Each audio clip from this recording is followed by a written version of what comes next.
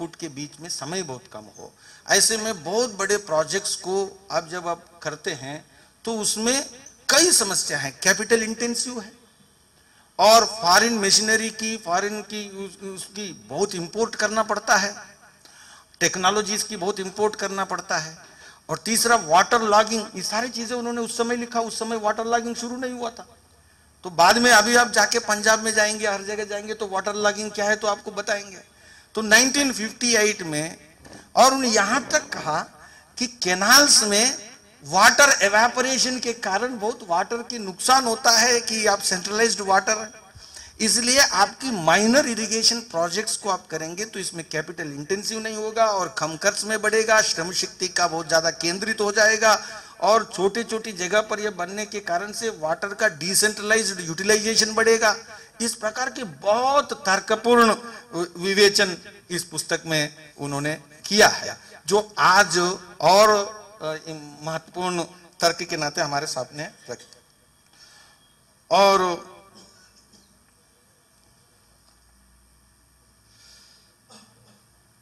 नेहरू ने जो मैंने कहा कि we should develop towards socialist structure of the society, जो बाद में पहले कांग्रेस की अवधि रेजोल्यूशन जो रहा, और उसमें जे बहुत इंटेलिजेंटली इन चीजों को उपयोग किया, केवल एकेडमिक नहीं है। सोशलिज्म की बड़ी प्रणेता माने जाते हैं जयप्रकाश नारायण, इसीलिए महालनोबिस को जब प्लानिंग कमीशन का डॉक्यूमेंट बनाया, प्लान फ्रेम, और उस समय जो जयप्रकाश नारायण ने जो कहा इस विषय में, उसको इस पुस्तक में कोट किया है। दीनदयाल जी खुद भी कह सकते थे, लेकिन जयप्रकाश नारायण ने जो कहा वो कोट किया है कि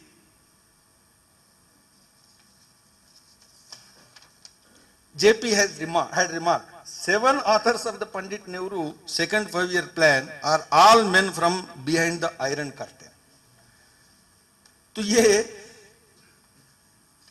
और दीनदयाल जी ने इसमें बहुत सारे स्टैटिस्टिकल एनालिसिस करते समय भी उन्होंने अपने आइडियोलॉजिकल जो परसेप्ट्स हैं उसको बहुत अच्छे ढंग से उसमें रखा। इसमें क्या है, socialism in theory it implies authoritarianism, in practice everywhere it resulted totalitarian government. How India can be an exception? तो जो नेहरू एक तरफ डेमोक्रेसी की भी हिमायती रहे हैं और दूसरे तरफ इस प्रकार से हैं, तो उसमें उन्होंने बहुत महत्वपूर्ण बातें कहा है।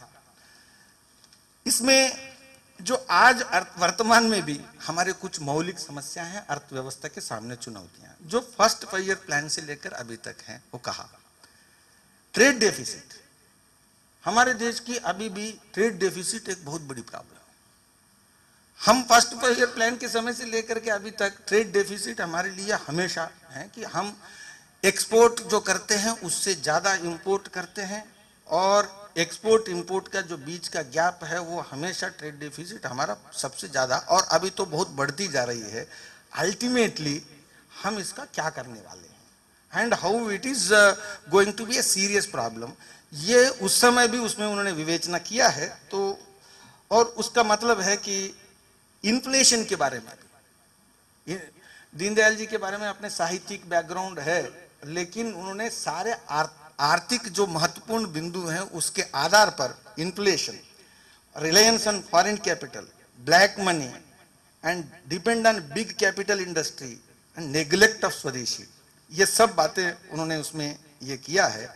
और नेशनल इनकम के बारे में भी, राष्ट्रीय आय के संदर्भ में, और राष्ट्रीय आय की न्यूनतम और अधिकतम के बीच में कितना होना चाहिए, 20:1, और आइडियल जो है वो 10:1, इस प्रकार की बहुत सारी बातें जो उन्होंने कहा। और नेहरू ने किस प्रकार से इन चीजों को, हालांकि वो सोशलिज्म की जो बात करने वालों को ये करना नहीं चाहिए, लेकिन कई बार इसका विरोध किया है। तो इस प्रकार से इस पुस्तक में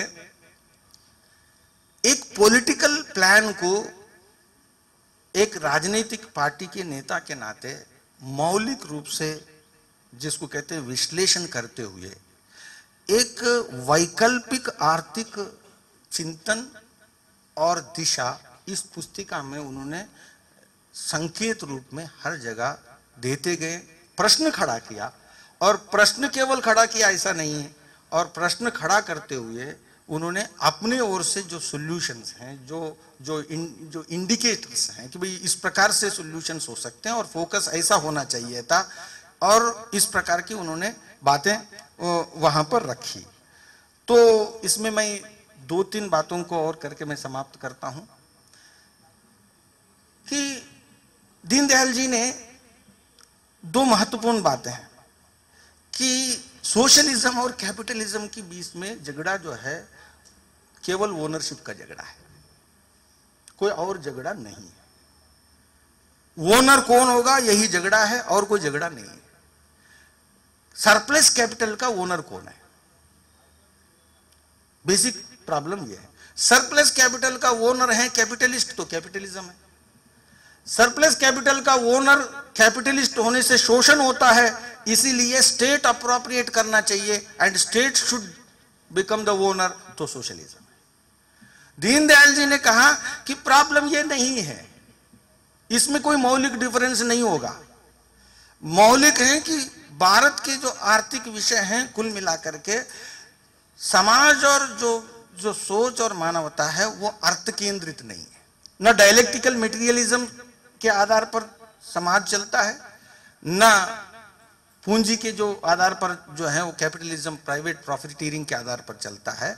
ये दोनों अपने अपने जगह है, लेकिन ये संपूर्ण जो है भारतीय परिवेश में उन्होंने धर्म अर्थ काम मोक्ष के संदर्भ में जो व्यक्ति देखता है और समाज को हजारों सालों से जीते हुए उन्होंने अनुभव किया है, और इसमें वैभव का भी उन्होंने भारत का अध्ययन किया, और इसलिए उन्होंने अर्थ को अपने स्थान पर खड़ा करना, neither neglected nor given over importance, ये उस धारा के हैं कि earth is given it's right place.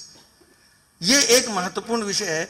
इसलिए उस समय जब अर्थ केंद्रित विचारधाराएं बहुत जबरदस्त चल रही थी, तो उस समय दीनदयाल जी अर्थशास्त्री या अर्थचिंतक या आर्थिक विषयों के समझदार ये लोगों को नहीं लगता था, लेकिन he has raised that question on that day. और बाद में आकर के कि कैपिटलिज्म भी, ना capitalism is the capitalism today, ना सोशलिज्म इज सोशलिज्म। तो मैं उसमें अभी विस्तार से मैं नहीं जाऊंगा, लेकिन ये एक इंपॉर्टेंट विषय है। दूसरा, विकेंद्रीकरण इस पुस्तिका में बहुत विस्तार से उन्होंने डील किया है, और राजनीतिक लोकतंत्र जैसे विकेंद्रित व्यवस्था है, उसी प्रकार आर्थिक लोकतंत्र भी सेपरेशन इज इम्पॉसिबल, कि centralisation of polity and decentralisation of economy is impossible.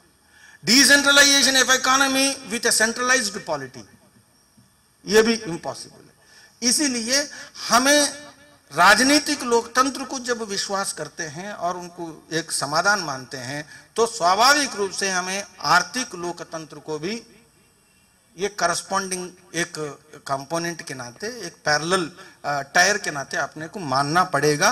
Otherwise हमारे पास एक प्रकार के स्थिर और विकास के ओर हम नहीं बढ़ पाएंगे।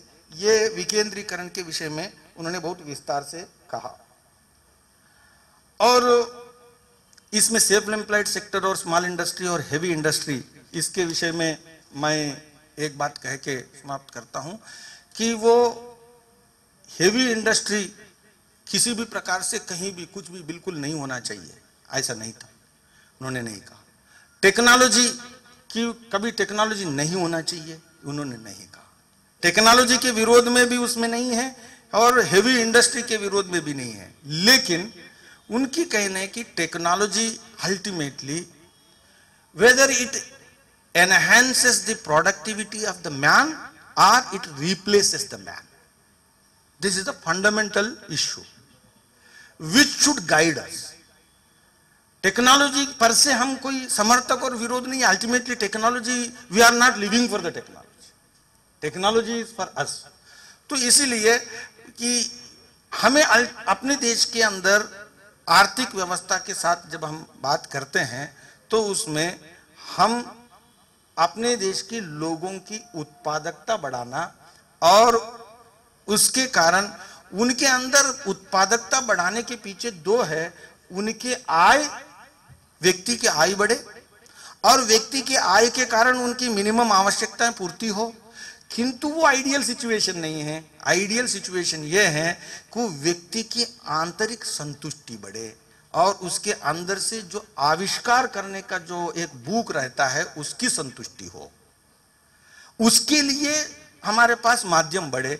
तो इस प्रकार के इस पुस्तिका में जगह जगह उन्होंने इसकी अंतर विरोधों को रेखांकित करते हुए उन सब बातों को इस पुस्तिका में उन्होंने प्रस्तुत किया। मैं फिर से इस संक्षिप्त अवसर पर आदरणीय महेश जी को और यहाँ पर हमारे एकात्म जीवन दर्शन और एकात्म मानवता के दर्शन स्वदेशी आंदोलन में और बाद में भाजपा में काम करते हुए मैं ऐसे दो महानुभावों की उपस्थिति में मुझे अवसर मिला कि दीनदयाल जी उपाध्याय पर पूरे देश में आप कहीं भी जाएंगे तो दीनदयाल जी उपाध्याय की कोई भी बात कहेंगे तो उसका रेफरेंस पॉइंट है महेश चंद्र शर्मा हमारे लिए। और उन्होंने पीएचडी इस पर किया। और दूसरा कि जैसे आपने अभी संचालक महोदय ने कहा कि हमारे जो आर्थिक चिंतक के रूप में और हमारे मार्गदर्शक के रूप में आदरणीय बजरंग लाल जी अध्यक्षता कर रहे हैं और दोनों के उपस्थिति में मुझे अवसर मिला। मैं आप सबको एक बार धन्यवाद देता हूं और साथ में मैं दोबारा एक अभिनंदन करता हूं कि इतनी महत्वपूर्ण पुस्तिका और सही समय पर प्लानिंग कमीशन की डिसमेंटल या डिसकंटिन्यूएशन होने के अवसर पर फॉल ऑफ प्लानिंग कमीशन इस समय पर यह पुस्तक हम सब के लिए, पढ़ने वालों के लिए भी और मीडिया वालों के लिए भी उपलब्ध कराया। तो प्रकाशक को भी और प्रतिष्ठान को भी मैं फिर से धन्यवाद देता हूं। आप सब लोगों को फिर से